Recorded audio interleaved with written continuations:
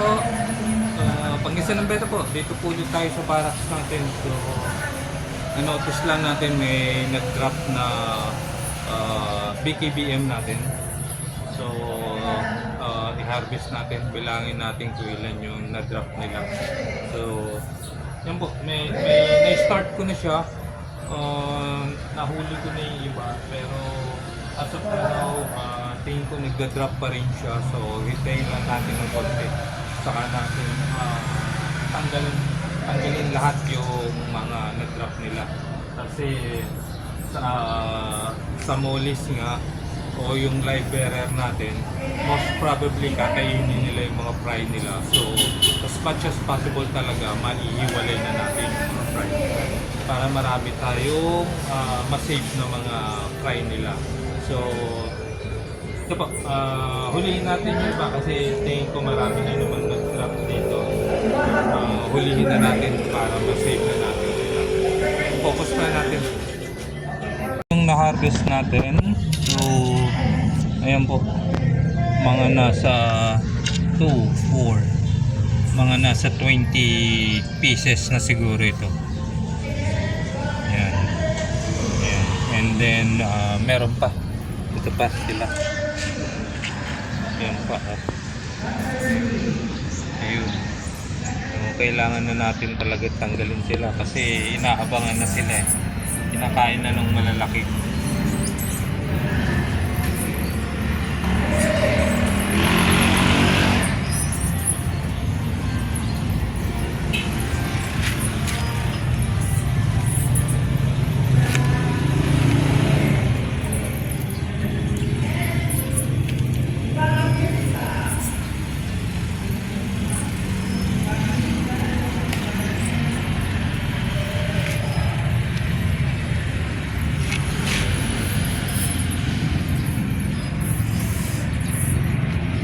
Ayan po, hulihin ko muna lahat sila, no? Yung iba kasi nakatago, nasa mga dahon sila. Hulihin ko muna sila lahat. Then, transfer natin ito sa separate tab. So ito na po, na-harvest na natin lahat yung fry nila, pero pagkaalam ko hindi pa tapos sila mag-drop. For the meantime, ito po, may na-harvest na tayo, mga 30 pieces ito. So, ang problema lang natin sa pag-breed ng guppies and mollies ay yung availability ng ating extra mga top natin, yung paglalagyan nyo ng fry. Make sure marami kayong extra paglalagyan kasi talagang mapupuno po sila kung marami kayong breeder.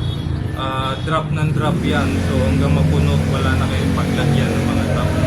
So if you are interested talaga in breeding mollies at saka guppies, dapat marami kayong naka-reading paglalagyan nila.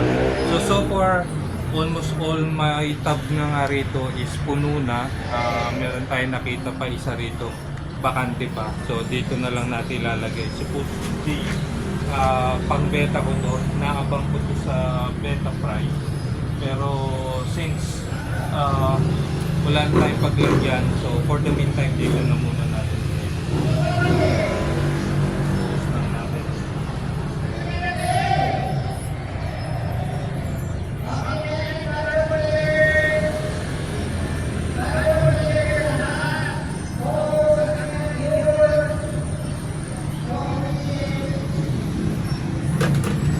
So ayan po,